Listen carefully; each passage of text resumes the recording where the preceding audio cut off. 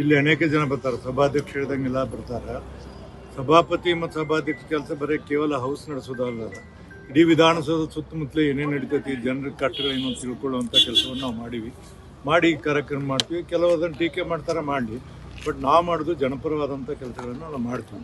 ಈಗ ನೋಡಿ, ಇದ್ರ ಕೂಡ ಹಕ್ಕಿಗಳಿಗೆ ಈಗ ನಾವು ಗಿಡಕ್ಕೆ ಒಂದು ಇದನ್ನು ಕಟ್ಟಿ ನೀರು ಹಾಕಬೇಕು, ಕಾಳು ಹಾಕಬೇಕು ಅಂತ ಮಾಡ್ತೀವಿ. ನಮ್ಮ ತೋಟದೆಲ್ಲ ಮಾಡಿ ಈ ಥರ ಮಾಡ್ತೀವಿ.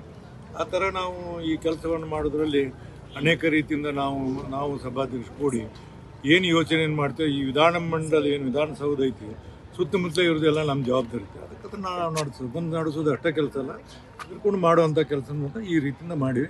ಮುಂದೆ ಇನ್ನೂ ಹಲವಾರು ಕಾರ್ಯಕ್ರಮ ಮಾಡಬೇಕಂತ ನಾನು ಮತ್ತು ಸಭಾಧ್ಯಕ್ಷರು ಕೂಡ ನಮ್ಮಿಬ್ಬರಲ್ಲಿ ಭಾಳ ಹೊಂದಾಣಿಕೆ ಇದೆ. ನಮ್ಮಲ್ಲಿ ಯಾವುದೇ ರೀತಿಯಿಲ್ಲ, ನಾವು ಏನು ಮಾಡಬೇಕಾದ್ರೆ ಇಬ್ಬರು ಕೂಡ ಮಾತಾಡ್ತೀವಿ. ಅಕಸ್ಮಾತ್ ನಾವು ಇಬ್ಬರು ಕೂಡ ಏನಾದ್ರು ಕಮ್ಯುನಿಟಿ ಗ್ಯಾಪ್ ಆದರೂ ಒಬ್ಬರು ಮಾಡಿದ್ರೆ ಅದನ್ನು ಇಮ್ಮಿಡಿಯೇಟ್ಲಿ ನಾವು ಇಬ್ಬರು ಕೂಡ ಮಾಡಿ ಒಪ್ಕೊಂಡು ನಾವು ಮಾಡ್ತೀವಿ.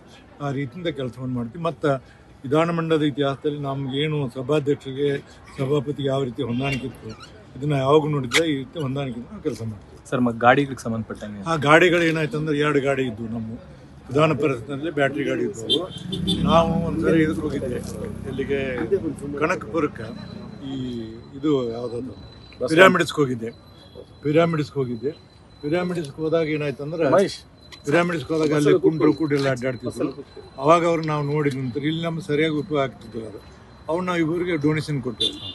ಅಂದ್ರೆ ಅಲ್ಲಿ ಕುಂಟ್ರು ಭಾಳ ಹತ್ತೋಕಿದ್ರು. ನೋಡಿ ನಮಗೆ ಕಣ್ಣಿಗೆ ನೋಡಿ ಭಾಳ ಕೆಟ್ಟ ಅನಿಸ್ತು. ಅದಕ್ಕೆ ನಮ್ಮಲ್ಲಿ ಮತ್ತು 68,000 ರೂಪಾಯಿ ಖರ್ಚು ಮಾಡಿ ರಿಪೇರಿ ಮಾಡಿ ಅವ್ರು ಕೊಟ್ಟು ಭಾಳಷ್ಟು ಮಂದಿ ಇವತ್ತು ನೆನೆಸ್ತಾರೆ, ನೀವು ಕೊಟ್ಟಿರಿ ಪುಣ್ಯಕ್ಕೆ ಎಲ್ಲರೂ ಕುಂಟ್ರು ಹೋಗ್ತಾರೆ ಅಂತ ಮಾಡಿ ಅದನ್ನು ಇಲ್ಲಿ ಉಪಯೋಗ ಹಾಕಿದ್ದು ಅಲ್ಲಿ ಕೊಟ್ಟಿವಿ. Yes sir, thank you. ನಾನೇ ಕೊಟ್ಟಿದ್ದೆ. Yes sir.